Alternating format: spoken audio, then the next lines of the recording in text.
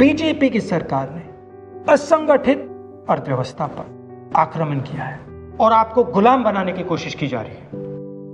2008 में जबरदस्त आर्थिक तूफान आया, पूरी दुनिया में आया, अमेरिका में, जापान में, यूरोप में, चाइना में, सब जगह आया। अमेरिका के बैंक गिर गए, कंपनियां बंद हो गई, एक के बाद एक कंपनी की लाइन लग गई, बंद हो गई। यूरोप के बैंक गिरे, मगर हिंदुस्तान को कुछ नहीं हुआ।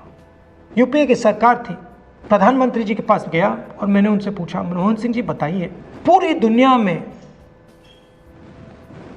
आर्थिक नुकसान हुआ है, हिंदुस्तान को कोई असर नहीं हुआ, कारण क्या है?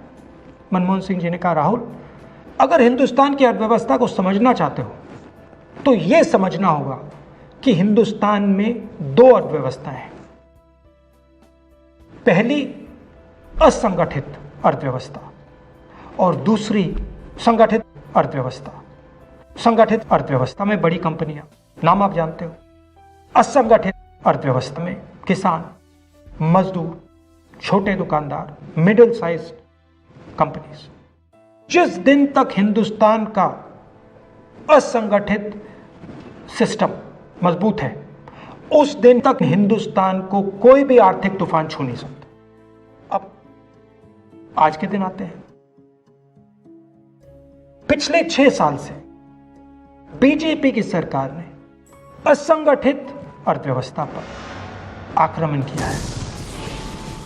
3 बड़े उदाहरण तो मैं आपको अभी दे देता हूं। नोटबंदी, गलत जीएसटी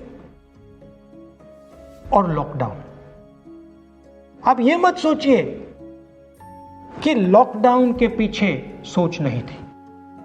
यह मत सोचिए कि गलती से आखिरी मिनट पे लॉकडाउन कर दिया गया है। इन तीनों का लक्ष्य हमारे इनफॉर्मल सेक्टर को खत्म करने का है।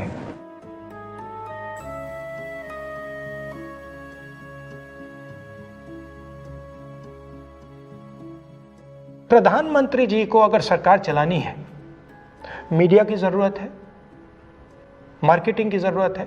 मीडिया और मार्केटिंग 15-20 लोग करते हैं। इनफॉर्मल सेक्टर में पैसा है, लाखों करोड़ रुपए, जिसको ये लोग छू नहीं सकते।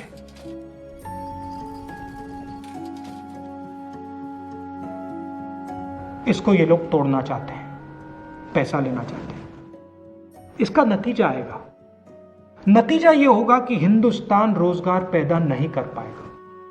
क्यों? क्योंकि इनफॉर्मल सेक्टर 90% से ज्यादा रोजगार देता है।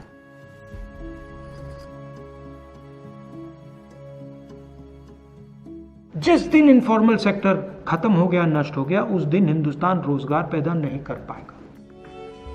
आप ही इस देश को चलाते हो, आप ही इस देश को आगे ले जाते हो, और आपके खिलाफ साजिश हो रही है। आपको ठगा जा रहा है और आपको गुलाम बनाने की कोशिश की जा रही है। हमें इस आक्रमण को पहचानना पड़ेगा और पूरे देश को मिलकर इसके खिलाफ लड़ना पड़ेगा।